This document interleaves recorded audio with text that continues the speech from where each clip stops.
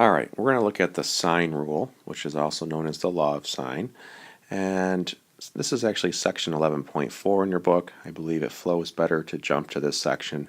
We'll go back to point 2 and point 3 later on. So the sine rule here is a rule of opposites. And by opposites, I mean we're dealing with sides and angles that are across from one another in the given information. And we'll see some examples very shortly. All right. This is really important. Understand that you do not need a right triangle to use this rule. All right, this is really the beauty of it. Now, our trig ratio, sine, cosine, tangent, all right, all of those, that dealt with a right triangle. Okay, we had special right triangle, trig ratios that we just discussed. All of that stuff deals with right triangles. Again, the beauty of this is that you do not need a right triangle. So suppose we have this generic triangle A, B, and C. Now we're going to use capital letters to represent our angles or our vertices, and we're going to use lowercase letters to represent the sides. Notice how big A is across from little a, right? Big B is across from little b, big C is across from little c. Okay, that's what I mean by opposites. So here is the sine rule. Okay, it's given to you in your formula packet. And if you were to just turn it upside down, that's another way of expressing it that would be equivalent. Okay, so let's look at some examples. All right, in this example here, we're trying to find this missing side x in this triangle. We know all three angles, and we know we have a side of 20 across from that 32. So we can use our sine rule here because of this idea of opposites. Whoops, come on back. So across from that 32-degree angle is a side of 20, and we're trying to find this side of x. Well, what's across from that is the known angle of 75. So that's 73. It's just extra information. We're not going to do anything with it. So we have the sine of the angle 32 divided by 20 is equal to, so we're setting up our proportion here. All right, we have the sine of the other angle, which is 75 divided by x. So we're going to cross multiply. So when we do that, and you want to show your work for it, you end up getting 36.4 if we round to 3 sig figs. Okay? So that's an example where we're using the sine rule to find a missing side. Now let's take a look at some situations where we're looking to find a missing angle. Alright, so in this example we're told we have triangle ABC. There's our weird notation for angle A. Remember that hat over it means angle.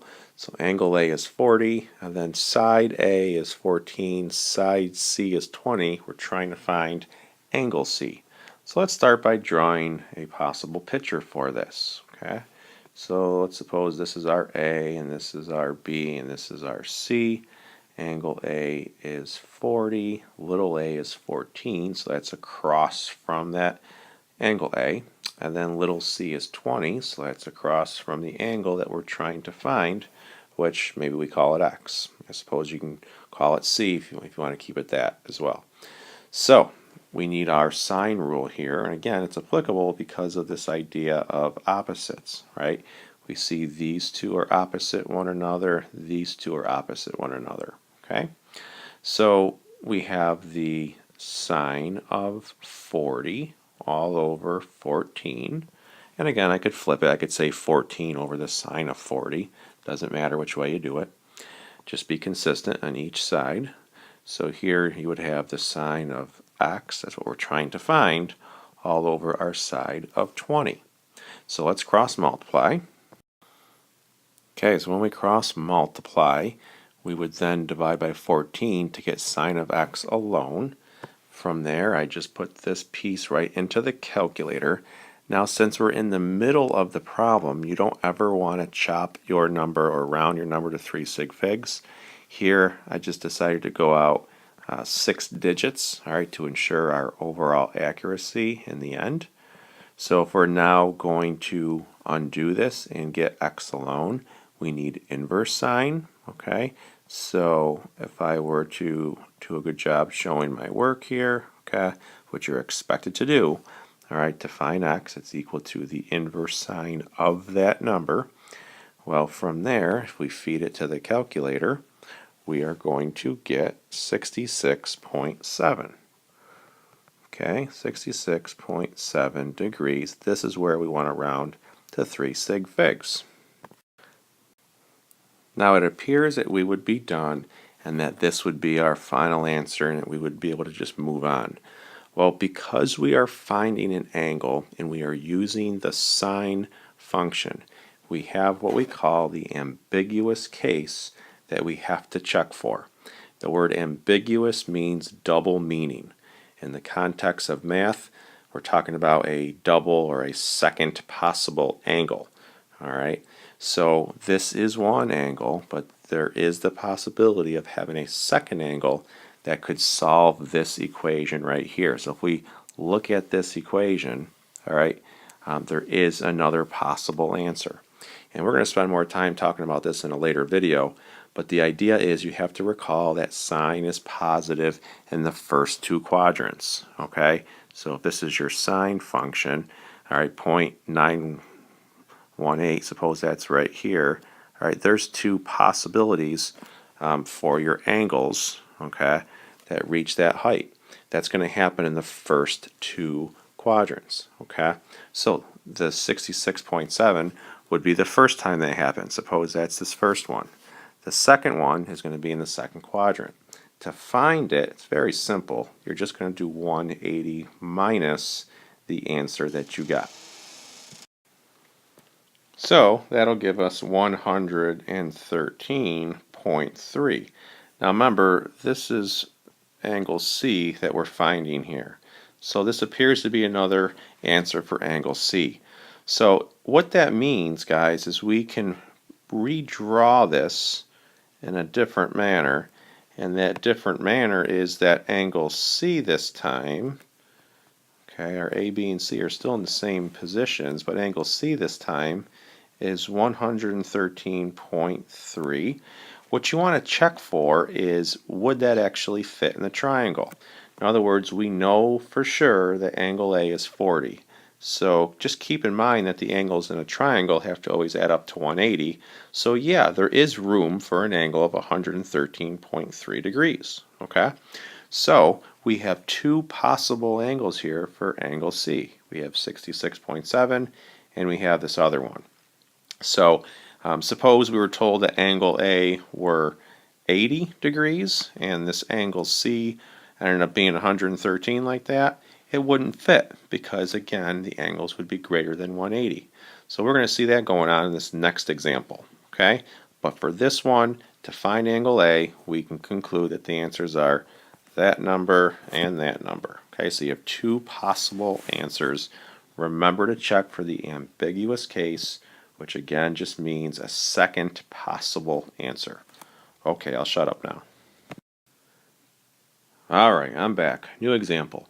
So once again we're trying to find a missing angle. We have a triangle and we see how we have opposites. Okay, so when we have opposites, think, okay, this is the sine rule. So we have 19 over the sine of 110. Remember, you can flip-flop it. You don't have to do the sine part up top. Alright, so I'll just mix it up here and put the side lengths in the top and then the sine of our angles in the bottom. Okay? So, just like before, you're going to cross multiply, and your sine of x would be 5 times the sine of 110, and then you would end up dividing all that by 19. Whoops, that's not a very good 9. Let's try that again. 19. Okay, so go straight to your calculator. So you get 14.3 for your angle. Again, guys, it's important to show all the steps, especially this one here. Demonstrate to the grader that you know how to undo that sine and solve for x by doing inverse sine. Okay. Again, don't chop this number.